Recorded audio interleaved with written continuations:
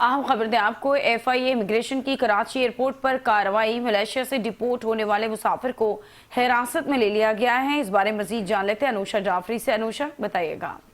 बिल्कुल, देखिए FIA हुकाम की जानिब से बताया गया है कि ये कार्रवाई करते हुए उन्होंने ये मलेशिया से डिपोर्ट होने वाले मुसाफिर को हिरासत में ले लिया। मुसाफिर Faisal Hussain flight number OD1588 के जरिए मलेशिया से कराची एयरपोर्ट पहुंचा था। मुसाफिर का ताल्लुक सियालकोट से है। FIA हुकाम का कहना है कि सिस्टम में मज़कूरा स्टैम्प के हवाले से किसी किस्म का रिकॉर्ड मौजूद है। इसे इब्तदाई तफ्तीश के मुताबिक मुसाफिर ने सफरी दस्तावेजात मलेशिया में रिहाइश पजीर एजेंट से हासिल की। मुसाफिर ने एजेंट से मजबूरी तौर पर 1000 मलेशियन टिकट के वह सफरी दस्तावेजात हासिल किए। मुसाफिर को मजीद कानूनी कार्रवाई के लिए anti human trafficking circle Karachi मुंतकिल करके बल तफ्तीश शुरू कर दी थी।